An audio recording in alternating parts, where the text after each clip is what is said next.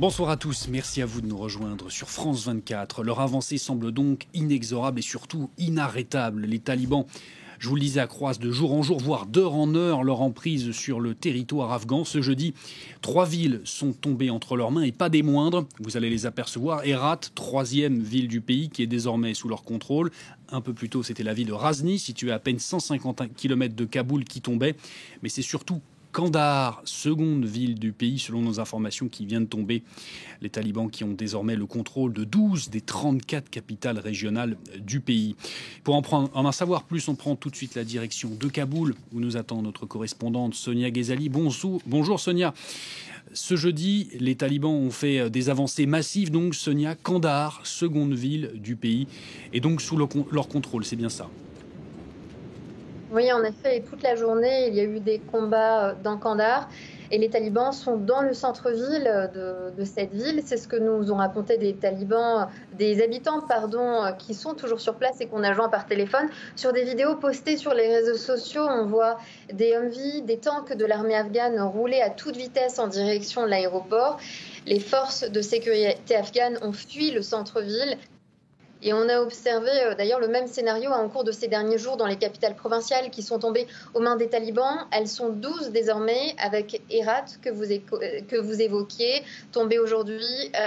Ghazni également et Kandahar qui est l'ancienne capitale du régime taliban entre 1996 et 2001. C'est une ville stratégique du sud du pays qui ouvre la voie par la route vers Kaboul au nord. À Lashkargah, la capitale de la province voisine du Helmand, les talibans ont libéré tous les prisonniers.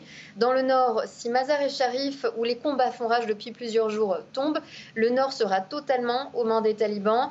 Les regards sont rivés aussi sur Herat, la grande ville de l'ouest frontalière de l'Iran. L'armée et les combattants volontaires de l'ancien chef de guerre Ismail Khan ont résisté durant des semaines, mais les talibans ont pris le dessus aujourd'hui.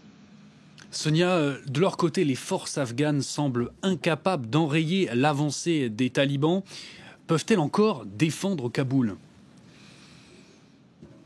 C'est difficile de le penser et de le croire, puisqu'on a vu la rapidité avec laquelle les talibans se sont emparés de ces 12 capitales provinciales, puisque ça s'est fait vraiment en l'espace de quelques jours. Et on a vu donc cette prise rapide et puis surtout cette désertion dans les districts, et c'est ce qui a ouvert en fait la voie aux capitales provinciales pour les talibans. Donc les forces afghanes, on le voit vraiment, sont en déroute. On a vu leur débandade. Le porte-parole du Pentagone a dit il y a quelques jours que les forces afghanes avaient les compétences, la capacité, les équipements, l'entraînement pour pouvoir faire face aux talibans. Mais ce qu'on voit, c'est tout le contraire. Et c'est aussi la réalité de cette armée qui est mal payée. Il y a des soldats qui n'ont pas été payés pendant plusieurs mois et cela dure depuis 20 ans. Ils sont mal équipés, mal entraînés. Et donc on voit finalement que c'est le résultat de ce mauvais management aussi et de ce manque de leadership. Et puis à Doha, aujourd'hui, il faut quand même l'évoquer, la délégation du gouvernement afghan qui est engagée dans les discussions de paix avec les talibans a proposé un partage du pouvoir aux insurgés. Ceux-ci n'ont pas répondu, mais on se demande vraiment pourquoi en fait ils accepteraient, puisqu'ils enchaînent les conquêtes militaires les unes après les autres et ils se rapprochent chaque jour un peu plus de Kaboul. Merci beaucoup Sonia Ghezali pour toutes ces précisions. Sonia Ghezali, correspondante France 24 à Kaboul. Donc, merci à vous.